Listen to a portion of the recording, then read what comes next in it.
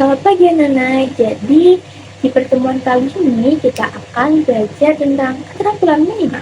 Keterampilan menyimak sendiri adalah sebuah keterampilan yang perlu untuk dikuasai pada setiap pembelajaran maupun juga kehidupan sehari-hari. Melalui video ini, kalian akan diberikan penjelasan tentang materi mengenai menyimak yang disertai dengan contoh konkret berupa tayangan berita yang dapat kalian perhatikan dengan baik. Pada setiap bagian video ini sudah disusun dengan rapi. Oleh karena itu, saya harap kalian dapat fokus untuk menyimak dengan seksama. Di akhir video akan ada tugas yang harus kalian kerjakan sebagai bentuk pemahaman dari materi yang telah disampaikan. Jadi, jangan sampai terlewatkan ya dalam setiap detailnya. Selamat menyenangkan anak-anak. Semoga video pembelajaran kali ini dapat bermanfaat bagi kita semua. Baik anak-anak, pada materi kali ini Bapak akan menjelaskan tentang menyimak berita. Nah, sebelumnya perlu kita ketahui bahwa model pembelajaran menyimak itu mencakup menyimak berita, menyimak wawancara, menyimak dialog, dan menyimak laporan perjalanan. Nah, apa sih menyimak berita itu? Menyimak berita adalah kegiatan mendengarkan dan memperhatikan berita yang disampaikan melalui bahasa lisan dengan teliti. Kegiatan ini bertujuan untuk mengetahui isi dari kejadian yang didengar. Lalu, menyimak berita memiliki tujuan untuk memahami dan menghayati isi pesan yang disampaikan dari informasi yang didengar. Dalam menyimak berita, kita perlu menemukan pokok-pokok isi berita. Menemukan pokok-pokok isi berita ini dapat menggunakan rumus adik simbah atau 5W plus 1H, yaitu apa, di mana, kapan, siapa, mengapa, dan bagaimana. Nah, untuk pembelajaran menyimak, model simakan atau bahan simakan diperoleh secara langsung melalui penutur atau pembicara pada sesi diskusi maupun seminar, atau juga bisa diambil dari media internet, televisi, dan radio. Assalamualaikum warahmatullahi wabarakatuh. Perkenalkan, nama saya Francisca Rahma Ramadhani dengan NIM 25020740086 dari kelas 2025. Baik, oleh karena itu, untuk melatih kompetensi menyimak kalian, saya akan memberikan penugasan kepada implementasi menyimak berita dengan cara menemukan pokok-pokok berita menggunakan adik simbah. Bahan simakan bersumber dari video yang disampaikan oleh Bu Guru beserta video yang disampaikan oleh peserta dari Metro TV. Langkah-langkah menyimak berita akan saya sampaikan untuk membantu kalian dalam proses pengerjaan tugas. Berikut langkah-langkah lokalnya. Yang pertama, persiapan diri sebelum menyimak berita. Pastikan kalian dalam kondisi yang tenang dan siap untuk menerima informasi. Yang kedua adalah perhatikan berita dengan seksama. Dengarkan berita dengan penuh perhatian. Yang ketiga adalah catat pokok-pokok isi berita. Catatlah poin-poin penting dari berita seperti tema, peristiwa, tempat kejadian, waktu kejadian kapan, proses kejadian. Lalu keempat, buat kesimpulan. Setelah menyimak berita, rangkum informasi dalam berita, kemudian singkat dan padat. Kesimpulan ini akan membuat kalian memahami isi berita secara utuh. Yang kelima adalah tanggapan, berikan pendapat atau menganggap kalian terhadap isi berita. Misalnya, apakah berita tersebut menarik, menginspirasi, atau memberikan pelajaran. Baik, tugas dikerjakan sebagaimana ketentuan sebagai berikut. Yang pertama adalah diketik dengan format font type Times New Roman ukuran 12, margin atas 4, kiri 4, bawah 3, kanan 3, dan spasi 1,5. Yang kedua, harus ada cover yang berisikan judul, logo sekolah, nama kelas. Yang ketiga, disimpulkan dalam format Word. Yang keempat, diupload pada YouTube. Aceh Tamiang menjadi salah satu wilayah terdampak banjir bandang di Sumatera. Bahkan belasan hari, wilayah ini belum terjamah bantuan secara maksimal karena terputusnya akses. Bak kota zombie, demikian gambaran yang diungkapkan warga Tamiang. Kota ini porak-poranda, puing rumah yang berserakan, kayu-kayu gelondongan menutup akses jalan, hingga bau tidak sedap tercium di mana-mana karena banyak mayat yang belum dievakuasi, serta listrik yang masih padam. Aceh Tamiang sendiri memang menjadi salah satu wilayah terparah yang diterjang banjir karena 4 kecamatannya berbatasan langsung dengan Selat Malaka. Lokasi di mana siklon tropis Senyar pemicu hujan ekstrim muncul. Lantas, seperti apa kondisi Aceh Tamiang sampai wilayah itu disebut sebagai kota zombie?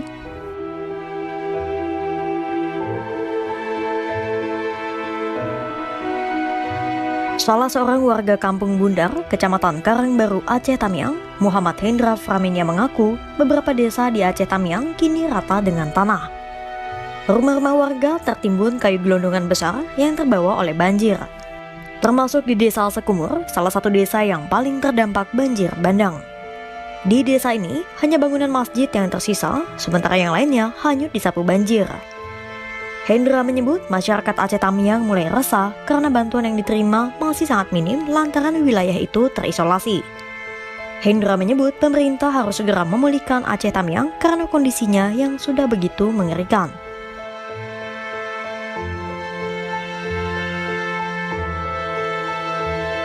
Yang rata dengan tanah, Hendra juga mengaku warga Tamiang begitu sulit mendapatkan air bersih dan makanan. Karena wilayah ini terisolasi, bantuan pemerintah belum bisa menjangkau semua warga yang terdampak di wilayah itu. Karena kesulitan air bersih, Hendra mengaku anaknya bahkan sampai harus meminum air tampungan hujan.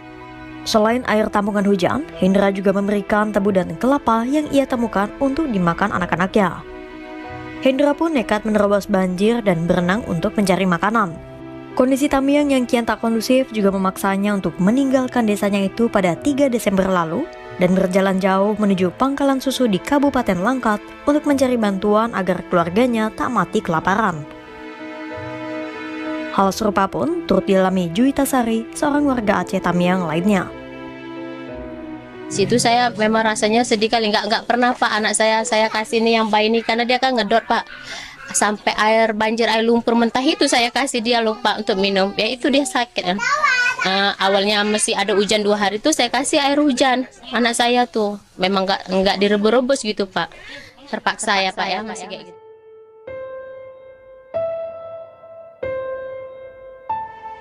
Bak kota zombie, Aceh Tamiang begitu mencekam usai dihantam banjir bandang pada 22 November lalu. Seluruh fasilitas publik pun rusak, bahkan terputusnya aliran listrik membuat desa ini kian terisolir dan pada malam hari sangat gelap. Tak hanya itu, suasana kian mencekam mengingat banyak jasad warga yang belum dievakuasi. Kondisi menyebabkan salah satu wilayah di Tamiang diselimuti bau busuk yang menyengat. Gubernur Aceh Muzakir Manaf pun telah mendatangi Aceh Tamiang pada Rabu 3 Desember 2025 dan mengaku kondisi wilayah itu menyedihkan. Kedatangan Mualim disambut dengan suasana gelap karena tak ada lampu yang menyala, dengan tercium bau busuk yang menyengat dan puluhan kendaraan yang dipenuhi lumpur tergeletak di bahu jalan. Gubernur yang akrab disapa Mualim itu pun juga sempat menyalurkan bantuan 30 ton sembako yang berisi air minum, beras, mie instan, biskuit, telur, dan obat-obatan. Mualim berharap warganya tabah menghadapi cobaan ini.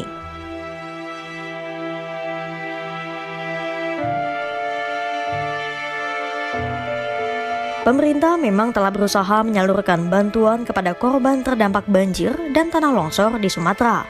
Namun tak dipungkiri, belum semua warga terdampak mendapatkan bantuan.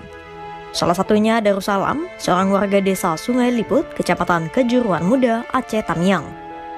Darussalam mengaku ia terpaksa bertahan 8 hari tanpa makanan karena belum menerima bantuan pemerintah. Ia dan keluarganya berusaha mencapai bukit bagian atas di tengah malam dan harus menyeberangi sungai menggunakan batang pinang untuk menghindari air bah. Darussalam dan keluarganya pun bertahan di situ sampai 8 hari dan belum menerima bantuan pemerintah. Darussalam pun sempat bertemu dengan pedagang yang berjualan dengan perahu. Namun karena situasi krisis dan kelangkaan, kebutuhan pokok yang dijual pedagang itu pun begitu mahal. Meski demikian, Darussalam tak punya pilihan lain.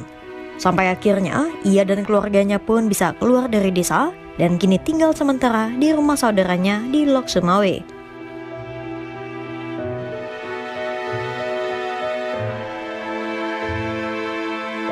Salah satu wilayah di Aceh Tamiang yang terdampak parah banjir ini adalah Kota Lintang Bawah. Pantauan udara menunjukkan banyak rumah yang rata dengan tanah usai tersapu banjir bandang. Abdurrahman, salah satu warga, mengatakan banjir datang begitu cepat dan menyebabkan kerusakan yang sangat parah. Ia pun menyebut bencana ini seperti tsunami Aceh 2004 silam. Kayak gini ini kita bilang di 19 tahun yang lalu, di 2006 kita yang banjiran. Cuman tidak separah kayak gini. Dari 2006 ini 2 meter lagi naiknya banjir itu. Jadi kan kita bilang kalau ke 2006 itu tidak separah kayak gini lah. Kayak ini memang betul-betul kayak tsunami kedua lah kita bilang di Aceh Tamiang. Banjir bandang di Aceh telah meluluh lantakkan beberapa kecamatan di provinsi ini. Bahkan di Aceh Tamiang, hampir seluruh kecamatan terdampak mengalami kerusakan dan menelan banyak korban jiwa. Tercatat ada 262.087 jiwa mengungsi, sementara 36.838 lainnya ikut terdampak namun tidak mengungsi. Sementara per Sabtu 6 Desember 2025, 57 orang di Aceh Tamiang dilaporkan meninggal dunia, 23 lainnya hilang, dan 18 orang terluka.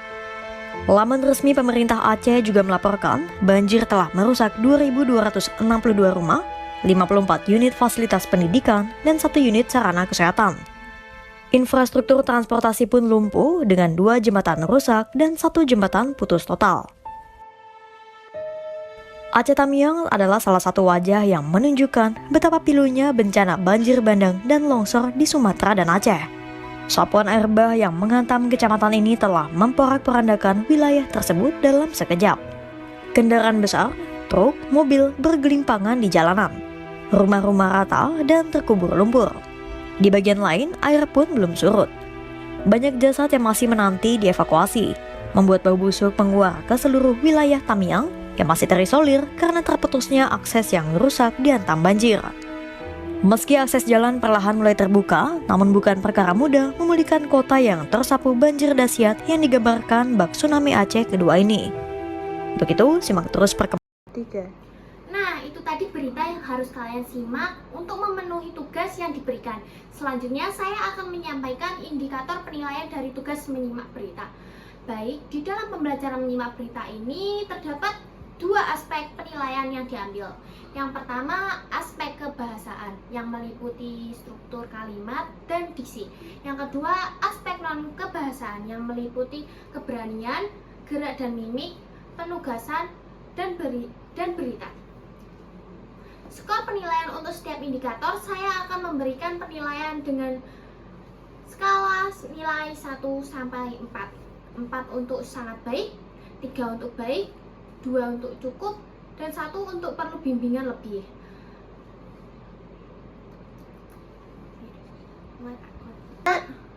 Baik anak-anak. Baik anak-anak, demikian pembelajaran kita pada hari ini mengenai keterampilan menyimak. Baik anak-anak, demikian pembelajaran menyimak hari ini, khususnya menyimak berita.